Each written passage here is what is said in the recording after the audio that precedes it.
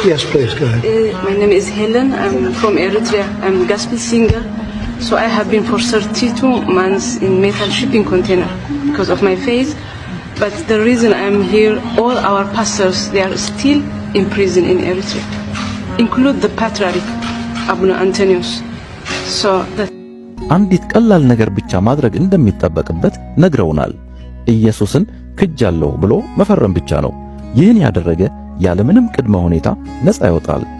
እኔ ግን ጌታን እንድክድ በተደጋጋሚ ቢጠይቁኝም ጌታዬን አልክድም ብዬ በእምነቴ በመጽናቴ ከአንዲት የአእምሮ ህመም ካለባት ሴት ጋር በአንድ ኮንቴነር ውስጥ አስገቡኝ። ያለማቋረጥ በኃይል ትጮኻለች። ቁጭ ካለችም ጭንቅላቷን ከኮንቴነሩ ብረት ጋር በማጋጨት ታንኳኳለች።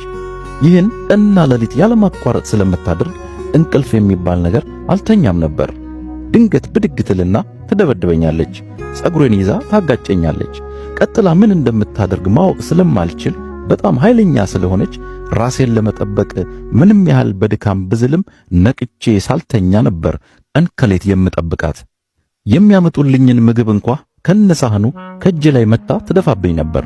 በዚህ ምክንያት ለረጅም ጊዜ ምግብ ባለመብላቴ የሰውነቴ ክብደት በከፍተኛ ሁኔታ ቀነሰ።